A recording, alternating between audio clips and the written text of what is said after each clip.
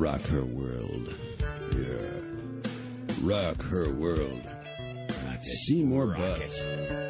It's now available, and this guy's got he's in the AVN Hall of Fame, the Porn Hall of Fame, essentially. Who better to know how to rock her world than Adam Glasser, a.k.a. Seymore Butts. Hey, Adam. Hey, how you doing? Good. How you doing? Doing great. A little early out here, though. Yeah, really. Hey, I had a bit of a shock. I was looking at you give kind of a timeline of your life and your sort of sexual history at the beginning of the book. Uh-oh. You had a three-way when you were 16 years old? Yeah. What? Yeah, I certainly did. What luck. Adam, what luck. How did you pull that off? Right out of the gate, you were blessed. That's one of the reasons why I wrote this book, to be honest with you, because while everybody else was studying history and math in high school, I was studying female anatomy. Wow, no wonder you've had 600 women so far. You're doing them 3 by 3 by 3 by 3. In fact, are you going for a target of 1,000 women? Is that your ultimate goal, or? Actually, the largest number at one single sitting. Can you say that, sitting? Yeah, sure. At one sitting, what would have been, let me see, maybe 6. 6? Whoa. I was involved in the swinging world for a while, and I got to say that swinging world was very, very good to me. Yeah, but what about your refractory period, Adam? Hey, dude, when you're 16, 17, and 18, your refractory period, you don't even know what a refractory period is. Yeah. Really? It just seems to me, though, the swingers, every time we look at those swinger magazines, those people are so nauseating. They're so gross. Oh, I didn't say it was a group of 6 perfect 10s, did I? I guess you didn't. I guess not. Adam, how about this story you tell about Loud Amy? You've got a three-way going, and I think you're like 17 or 18 at this point, which just blows me away. Do you know who I'm talking about, Loud Amy? Oh, I absolutely. You want me to tell the story real quick? Sure, if you can. I love your timeline, by the way. Thanks. Yes, a lot of people said I put a little bit too much information into that timeline. Yeah, there's a lot of data. But Amy was a girl. Me and a friend were at a restaurant. We met her and her friend there. One thing led to another. We invited them back to my house. This was at a time where I was still in high school.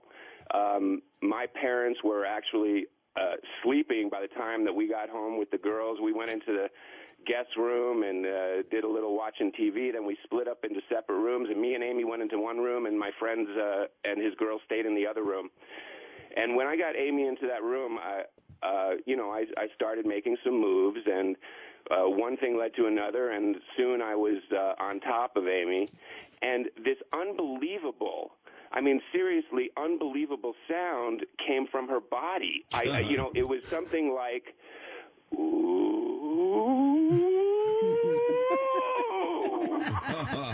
literally, it was like The Haunting. Wow. Yes, I'll never forget her just because of that. It was because of that noise that came out of her body, and of course, she ended up waking up my sister, and my dad found out what was going on. And yeah, didn't your sister thought that somebody had died or was? Yeah, my sister thought there was a ghost in the house. Wow. Yeah, so you got busted, and then you were going to have a three-way with those two very women. And what happened? I think there was a little premature situation with the first one, and just when you're actually two.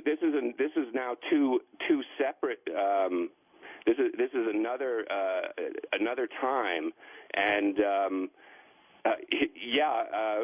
was going to have a three-way with them, and I started with one girl, and I didn't get further than 5 minutes maybe with that girl before I was overcome with excitement, so to speak.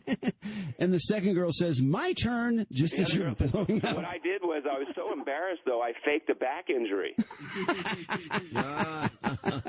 A back injury. But can you imagine that? I mean, you got two girls, they're both hot, and you're thinking, wow, a three-way, I'm going to have sex with two women, and all of a sudden, the unthinkable happens, the premature deal, just as the second girl's going, "My turn." Yeah, sure. That wasn't my best moment. That's too bad for her. I'm so very sorry, Adam. Adam, I'm amazed with this book, the level of maturity you have in here, learning more about what a woman wants, and just the way that you've you've listed all the techniques and all the information. I'm surprised at you, actually. I mean, it's just such a very mature, sterile approach with the illustrations and all that stuff. Very carefully going through the steps regarding the back nine and all that. You've. I don't know if I should take that as a compliment or not. No. The fact that you're surprised. Well, I would thought your chapter would be what a woman wants. Who cares?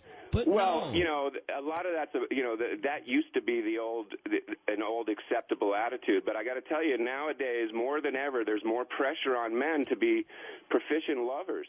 Mm-hmm. I mean, nowadays women feel comfortable discussing that kind of stuff amongst each other. Yeah, we hear that. They talk a lot, apparently, from what we hear. And that's the scary part, them talking to each other. That bothers me more than anything, to be honest. Not only are they talking to each other, my friends, but you do realize that they're also kind of talking to the world through their social networking sites. In other words, I went out with so-and-so last night, and how disappointing. Yes, that's right. The Internet has bit quite a few men, I'm sure. No doubt. This sounds almost like a threat. If we don't read Adam's book, we're going to be exposed as the total losers in the stack that we possibly are. Yeah. Well, there's a lot of competition out there for good women. Yeah, no question. Now, I thought you would have had photographs in here, too. We have all illustrations. Did you ever consider actual color photographs? Well, I think the illustrations, I could have gone into my little photo album and gotten plenty for the book. That's what I'm thinking. Yeah, but no, the illustrations were the way the publisher chose to go. Okay. Yeah, that makes sense. As sensitive as Adam has become, I did read in here that your fiance. What's your fiance's name? Mariposa. Lovely gal, but anyway, you guys were having pretty conventional sex life, pretty straight sex, and somehow in the course of Adam's Adam's a pretty persuasive guy, and apparently pretty skilled in the sack too, because now apparently is it anal only? Well, it's certainly her preferred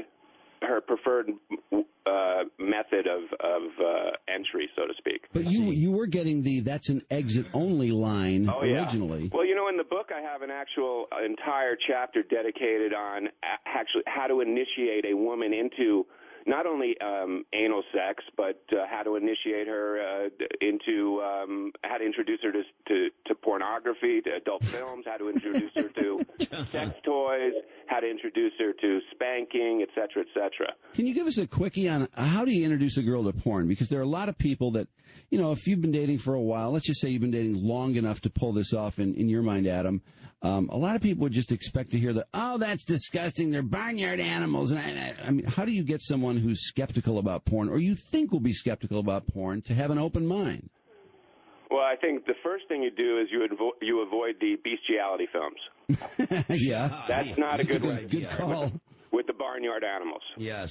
But, Adam, we don't want to watch any porn that we don't want to watch now. This can't be so sensitive that it sucks. Right. Well, I think first of all, a big deal, a big issue is communication. I mean, that's a common theme throughout the book, is the fact that you have to establish a relationship where the lines of communication about everything, especially sexuality, are open. To me, that's a big picture kind of thing. And then, assuming that your communication is good, you know a little bit about her and what she likes and what she's kind of turned on to. So you're going to use, that knowledge to kind of narrow down the choices of movies that you're going to make.